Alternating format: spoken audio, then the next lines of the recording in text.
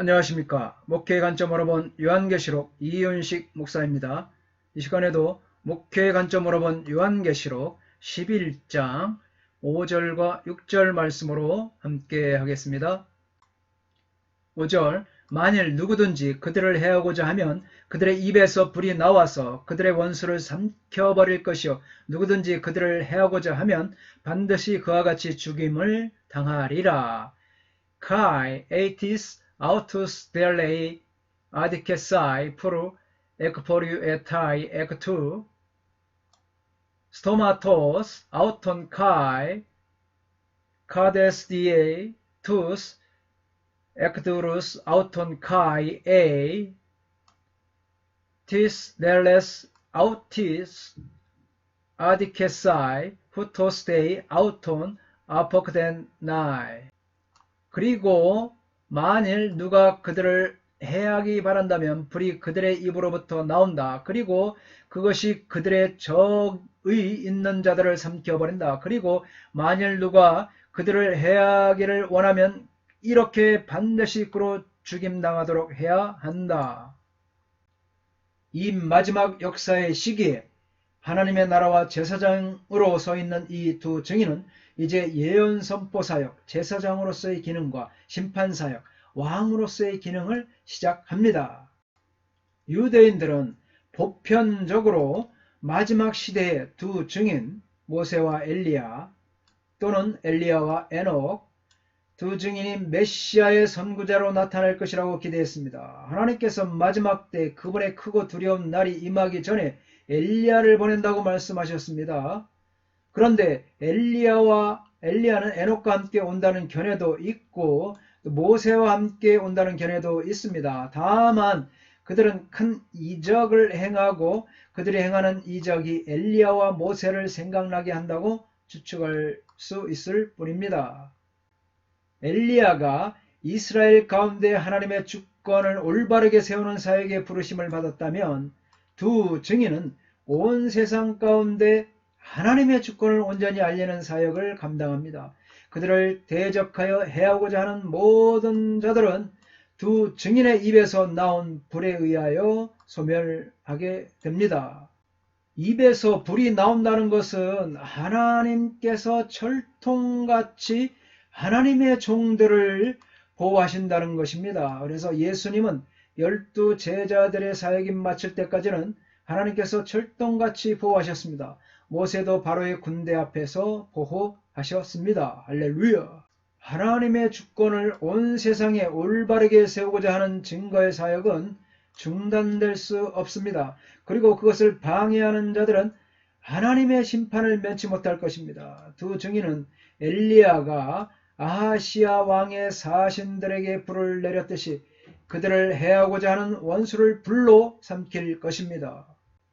이처럼 말씀의 사역을 방해하는 하나님의 주권을 훼손시키는 자들은 바로 그의 입에서 나오는 불에 의하여 소멸되고 맙니다. 하나님께서는 원수들의 손에서 두 증인을 보호하시고 이 말씀의 선포가 지속되게 하실 뿐만 아니라 두 증인의 입에서 선포하는 불과 같은 말씀을 통해서 그 원수들을 철저하게 파멸시키시는 것입니다. 아멘. 두 증인의 증거 사역을 통해 온 세상에 하나님의 주권이 회복되는 것이 하나님께서 얼마나 중요하게 취급되는 문제인가를 보여주고 있습니다. 기준이 없고 가치관이 혼란스러운 오늘날 하나님의 말씀의 원리를 우리 삶 속에 분명히 세우지 못하면 우리는 소망이 없게 되는 것입니다. 증언해야 하는 교회가 말씀을 듣고 알되 기도하는 가운데 힘써 그 말씀대로 살지 못하면 성장하고 성숙할 수 없게 됩니다. 우리 속에 참으로 애통하는 마음으로 드리는 기도와 사람을 변화시키는 말씀의 권능을 확신하면 고난 가운데서도 승리할 수밖에 없습니다. 할렐루야. 6절입니다. 그들이 권능을 가지고 하늘을 닫아 그 예언을 하는 날 동안 비가 오지 못하게 하고 또 권능을 가지고 물을 피로 변하게 하고 아무 때든지 원하는 대로 여러가지 재앙으로 땅을 치리로다. 후토이 에코신 텐 엑소시안 클레이사이 톤 우라논 히남메 휘에토스 브레케타스 헤메라스테스 프로테테이아스 아우톤카이 엑소시안 에코신 에피톤 휘다톤 스트레페인 아우타 에이스 하이마 카이 파탁사이 탱겐 앤 파세 플리케 호사키스 에안 델레소신. 이들은 그들의 예언의 날들의 호우가 오지 않도록 하늘을 닫을 권세를 가지고 있다. 그리고 그들의 물들에 대해 그것들을 피로 변하도록, 그리고 그들이 원하는 때마다 온갖 재앙 가운데서 땅을 칠 권세를 가지고 있다. 6절에 나오는 두 심판은 나팔과 대접의 재앙들과 평행을 이루는 재앙입니다. 나팔과 대접 심판은 각각 처음 4번 심판이 하늘과 땅과 바다, 하늘과 바다와 땅의 심판이 임하는 3중 패턴을 따르고 있습니다. 열왕기상 17장부터 18장의 내용과 모세의 사역을 배경으로 두 증인의 특징을 소개합니다. 두 증인이 권세를 가지고 예언하는데 하늘을 닫아 비가 오지 못하게도 하고 또 물을 피로 만들기도 하고 재앙으로 땅을 심판하기도 합니다. 비가 오지 못하게 한다는 것은 열왕기상 17장에서 엘리야에 의해 초래된 3년 반의 가뭄을 연상하고 있습니다. 그러나 이제 계시록 11장 6절은 가뭄만 언급하며 바알 숭배에 대한 왕의 심판으로 엘리야가 3년 동안 하늘을 닫아 가뭄이 들게 한 사건 역시 바알 신을 섬기는 우상 숭배로 인해 훼손된 하나님의 주권을 회복하자 하는 시도라고 할 수 있습니다. 두 증인의 사역이 이 세상에 대한 심판을 선포하며 이 심판을 통해 이 세상은 회개하여 하나님께로 돌아올 것을 요구받습니다. 물이 피로 변한 것과 여러 재앙은 출애굽 시에 모세가 나일강을 피로 만든 것과 또 애굽 땅을 재앙으로 심판한 것도 두 증인의 사역을 모세 애굽에 대한 심판의 사역을 말한다고 할 수가 있습니다. 그리고 아무 때든지 원하는 대로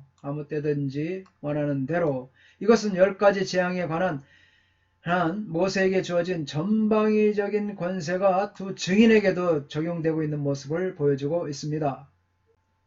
엘리야와 모세는 예수님의 변화산 사건에서도 함께 등장했죠.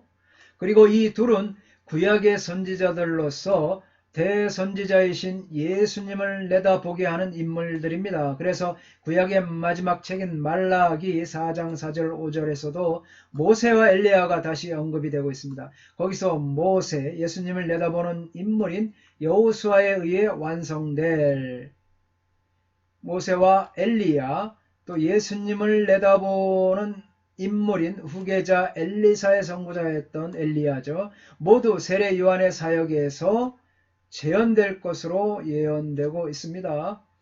두 증인의 힘과 권세는 하나님께로부터 온 것이죠. 또 요한계시록에서 절대 권세를 가지고 증언하신 분은 예수님이십니다. 따라서 두 증인은 예수님을 모델로 사역을 한 것입니다. 감사합니다. 다음 시간에 계속하겠습니다. 건강하십시오. 샬롬.